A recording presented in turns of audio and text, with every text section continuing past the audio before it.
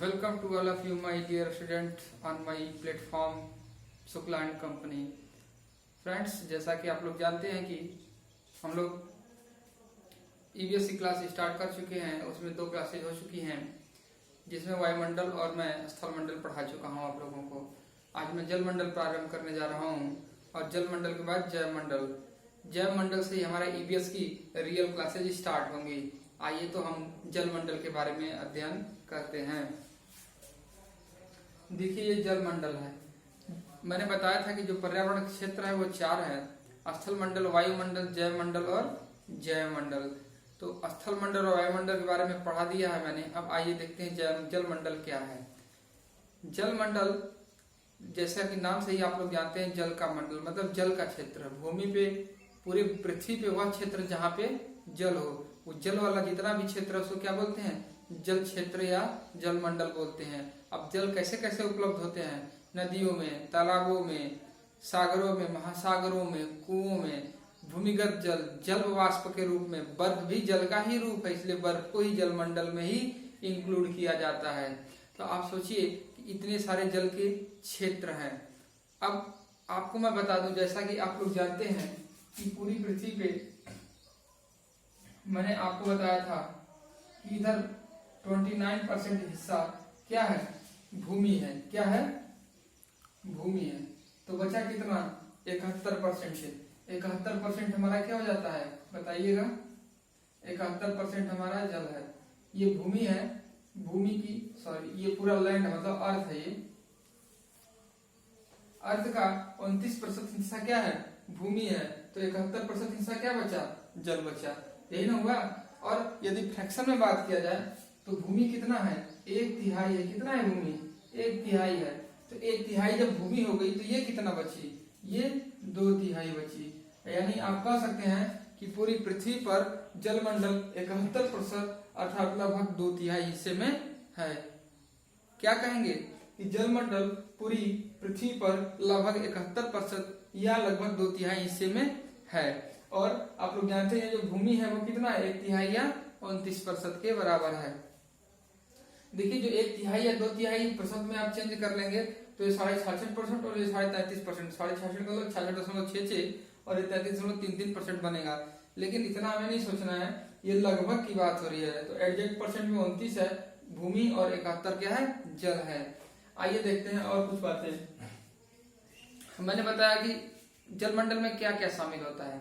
जल मंडल में सारे जल ग्रहण क्षेत्र जैसे सागर, महासागर, नदी, तालाब, भूमिगत जल जो जल भूमि के अंदर होते हैं, और उसके बाद आपके बर्फ भी जल के रूप के ही बर्फ जल के ही रूप माने जाते हैं। जो और ये जो जलवाष्प होते हैं आपके वातावरण में, वो भी जल के ही रूप माने जाते हैं।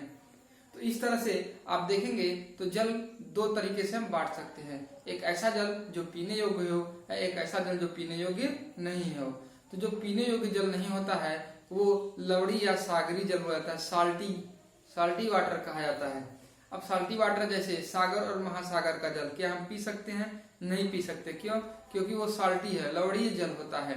तो इसी तरह पीने योग्य और न पीने योग्य कितना कितना जल है, आइए उसके बारे में जानते हैं। हमारे जितने भी जल, मान लीजिए जितना भी जल उपस्थित है उसको यदि 100% मान लिया जाए, जितना भी जल है यदि उसको पूरा 100% 100 मान लिया जाए, तो 100 में से 97.5 हिस्सा 97.5% क्या है? लवड़ी है, सागरी जल है, साल्टी वाटर है। और 2.5% लगभग 2.5% क्या है? 2.5% पीने योग्य पानी है। उस 2.5% में 1% केवल बर्फ का ही हिस्सा है। 2.5% में 1% बर्फ का हिस्सा है। और बचा कितना? 1%। 1% में क्या है? सारा जल है। तो आप कह सकते हो पीने योग्य पानी 2.5% में 1.5% बर्फ है, 1% में सारा कुछ है। तो यदि मैं कहूं पीने योग्य पानी में सबसे ज्यादा किसकी मात्रा है, तो आर्डर आपको बनाना पड़ेगा। तो आप कहोगे सबसे ज्यादा बर्फ है, उसके बाद भूमिगत जल होता है। कौन सा? भूमिगत जल।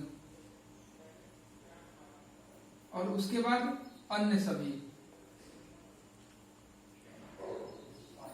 ये पीने योग्य पानी है। ये क्या है? पीने योग्य। पीने योग्य में सबसे ज्यादा कौन है? बर्फ की मात्रा है ये कितनी है 1.5% है। उसके बाद भूमिगत जल है लगभग 0.8% और अन्य सभी मिला के लगभग 0.2% के आसपास पड़ता है। तो इस तरह से आप लोगों ने देखा कि जल की क्या स्थिति है। अब आइए थोड़ा सा जल को पृथ्वी के दो हिस्सों में यदि बराबर देखा जाए तो क्या परिस्थिति बनती है। देखिए पृथ्वी को यदि बीचों बीच जो रेखा काटती है उसको इक्वेटर बोलते हैं। क्या बोलते हैं उसको? इक्वेटर बोलते हैं। इक्वेटर के ऊपर उत्तरी गोलार्ध होता है। क्या होता है? उत्तरी। और नीचे क्या होता है? दक्षिणी गोलार्ध। उत्तरी गोलार्ध को नॉर्दर्न हेमिस्फीयर और दक्षिणी गोलार्ध को साउदर्न हेमिस्फीयर बोलते हैं। तो उत्तरी गोलार्ध में जल लगभग 60% और भूमि लगभग 40% होती है। उत्तरी गोलार्ध में जल 60% और भूमि 40% होती है। उसी तरह से दक्षिणी गोलार्ध में जल 80% और भूमि 20% होती है। तो आपसे यदि पूछ लिया जाए कि पृथ्वी के दक्षिणी गोलार्ध में जल ज्यादा है या उत्तरी गोलार्ध में जल ज्यादा है, तो आपको पता हो जाएगा कि पृथ्वी के दक्षिणी गोलार्ध में जल ज्यादा है। क्यों?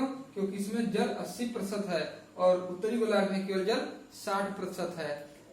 ऐसा मुझे लगता है कि जल मंडल से इससे ज्यादा पीआरटी में क्वेश्चन नहीं बनता। जो प्राथमिक टीचर का जो सीटेट होता है इससे ज्यादा जल मंडल में नहीं बनता है। यदि आपको जूनियर लेवल पर जाना पड़ेगा तो जल मंडल में आपको सागर, महासागर, तालाब, नदियां, इन सब के बारे में भी थोड़ा बहुत पढ़ना होता है, लेकिन हम पीआरटी लेवल पे इतना ही रखते हैं।